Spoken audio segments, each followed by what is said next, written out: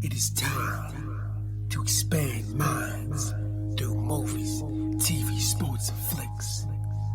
It is time to boldly go where no podcast has gone before. It is time for the Captain Talks Flicks. The Captain Talk Flicks. Welcome to the Captain Talk Flicks podcast. I'm your host, Captain Cortez, aka Mr. Love, and this is where we talk flicks. And ladies and gentlemen, this past week, I went to the seedy underworld for the last time, at least for now. I saw the last 2 episodes of MobLand, all that gangster stuff going on over in the UK. I'm gonna get into that. First couple things. I want to give a big shout out to Round Rock, Texas. Got some plays from Round Rock this past week. Gracias, gratitude, total about. In Round Rock, I heard about your Round Rock donuts. I heard they're phenomenal, taste good. So one of these days, if I'm in the Texas area, I'm going to roll in there, stop in, and get me some Round Rock donuts. Please listen, gracias, gratitude.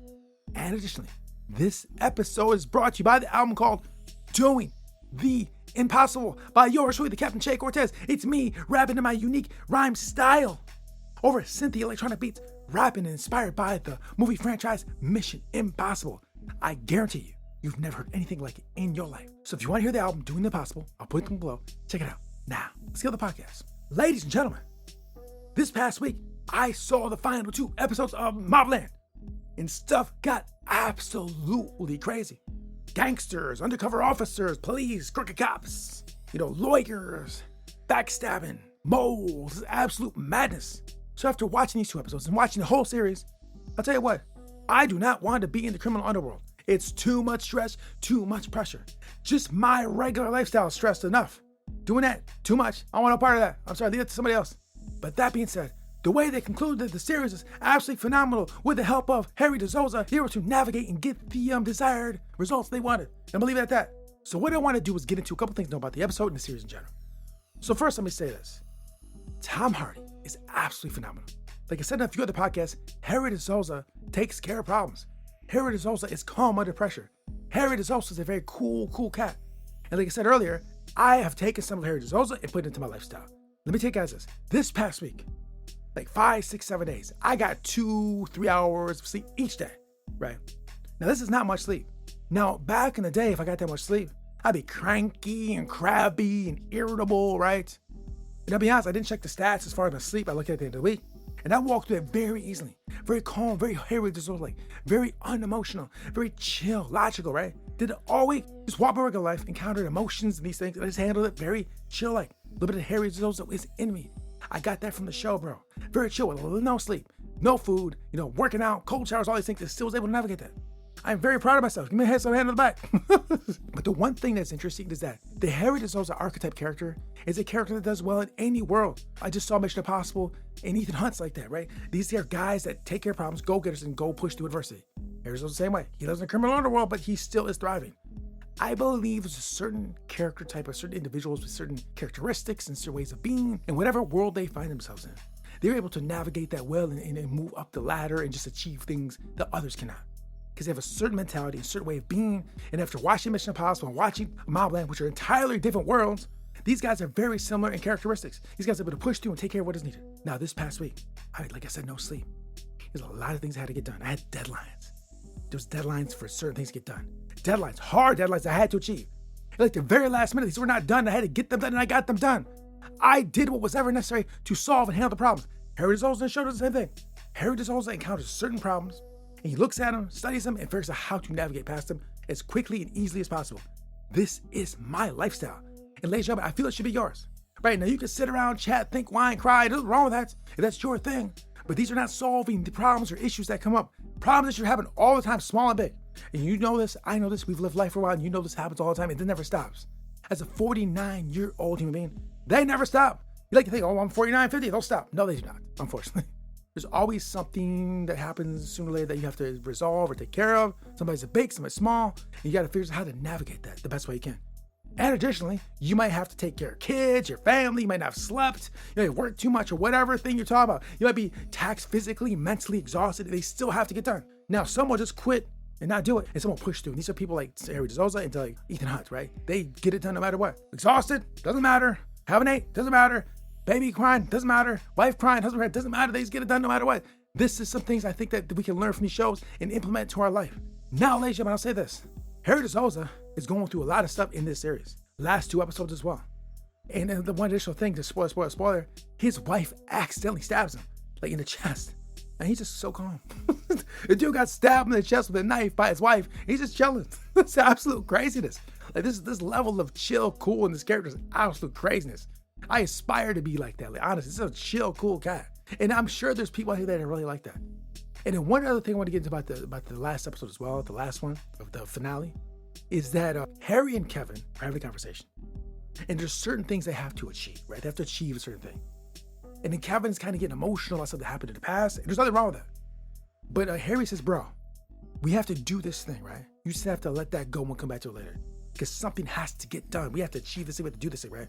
You have to leave all that till later. Now, personally, I have no problem doing that. I have to do it all the time in order to achieve certain things, get certain things done. Sometimes it's going on emotionally, mentally. You just gotta have to push through or work with it or have it in you and just push past it. Or be with it, sit with it, still work, right? So you might have these emotional things going on that whatever happened, whatever we're talking about. And you just have to work while that's happening or forget about it till later. And it is a hard thing to do. Honestly, I've had conversations with people and they just can't do that. It's a skill that you have to develop. Right? Because I mean, work will have to get done. Things will come up and you're not going to feel your best. You're going to be emotional. You'll be sad or whatever. You're mad or whatever you're talking about. And you still have to push through and get these things done. And Harry's like, bro, look, Kev, I know you're going through this thing that's happened and all this thing's going on. I understand that, bro, but we have work to do. We got to get it done. Hold tight. We'll get to it later. We got to do this now. And I mean, I try to live by that. I feel some people might think it's cold. I've had conversations with people where I do that and I'm trying to push through as fast as possible and move past and get things done. I'm very about speed. And people might take it as cold, but it's really not. It's just like there's a time and place to process emotional things. And sometimes when work has to be done, that's not the time and place. So usually what happens for me is I'll save it for later when I have time and personal space to do that. Somebody doing some work sometime during the day somewhere. And if I can't immediately get to process it, I'll just save it for later and sit with it later in myself. Sometimes that's not possible. You just have to sit with it while you're working it and go over what you're working, which can be difficult. But bills have to get paid, things have to get done, appointments, schedules, whatever you're talking about. There's just certain things that have to get done. You have to do them. And while they're not the ideal time and you're stressed, emotional, they still got to get done. And will you do that? Or you just quit? Now, one last thing. I know some people just won't and they'll drown themselves in certain things to pacify to themselves. And we know there, we're talking about drinking, smoking, and that's how they soothe and to escape reality. So they have to deal with these things.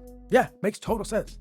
I get that. I used to live that lifestyle and do it back in the day. Just the reality was kind of whatever stressful and I was just leaning into other things to like soothe that. Now I don't. Now, people can say the podcast and music, it kind of is. But honestly, I mean, if I'm going through something, I would just sit with it and analyze it and sit with it. I mean, seriously. And additionally, I feel it'd be very interesting to see how Harry developed this. Because obviously he wasn't like this, from birth. Over the years and time, he somehow develops just cool, calm, relaxed, unemotional depression. No, I know I've done a lot of working on myself, a lot of meditation, a lot of purposely making myself uncomfortable, a lot of reading, studying to elevate my mind and mindset and a way of being to do that. I tell you what, sometimes it's still hard, but it's easier than it used to be. But it would be interesting to see how Harry did get to this point. Because I'm sure there's a moment in time when he was not like that. And how did he get to that place where he can just operate like that? I mean, it's very admirable. I know he's in a horrible world, he's a horrible person. But like I said in one of the other podcasts, in a Fortune 500 company, he'd thrive at, or any other legal job or occupation, he would be phenomenal. Taking that same skill set and apply it to like the legit world. So he has phenomenal work ethic. Now, is he ruthless and a psychopath? Oh, yeah, okay, yeah. But I also did read that some of these CEOs of some of these companies do kind of skew to the narcissistic, psychopathic type of vibe. It's not negative, but you kind of need just a little bit of that in order to push forward and achieve great things. According to like psychologists and doctors and research papers, it's not me. These are like people. These are people that study these things, know these, that say these things. It makes sense, right? You kind of have to have that kind of attitude just to push forward. Because the average person would just want to do that. And no disrespect to them, they're doing their thing, but you kind of got to be a little crazy. Now, let me say this. I've done like 700 some of these podcasts. Like, you kind of got to be crazy to do it. I'm just saying. I just keep showing up every week, no matter what. And I got all this other stuff going in the real world. If you haven't figured it out by now, the captain's just slightly crazy, a little bit. I mean, you got to be to be doing this over and over again, right? So anyways, MobLand, a phenomenal ride. It shows you what you should not do. Like, don't do that. You shouldn't. Honestly, personally, I don't think it's a good way to go. But if you do live that lifestyle, just be careful. Anyway, it's entertaining, it's cool, great acting, great story. Can't wait till the second season. If there is a second season, I'm sure there will be. And I loved it. And now it's on to the next. Sooner or later, Star Trek coming up. I think a couple months, Star Trek's coming back, and we'll see what else is out there. Took the Mission Impossible ride. Now it's a little pause, chill. Some of the podcasts might be about concepts, ideas. We'll see what happens. I don't even know. But I appreciate you guys listening. My job here is to expand minds through movies, TV, sports, and flicks so we can think just a little bit clearer, make a little bit better choices, and have maybe just a little bit better life, a little bit happier. That's my goal for me and you, for everybody else. Let's just have a little bit better life, a little bit more happiness in our life. Can we do that? Yes, we can. Because we're going to shift our mindset to think certain things, act certain ways, so we can achieve these goals. If you listen to the podcast, you are with that vibe, right? For real.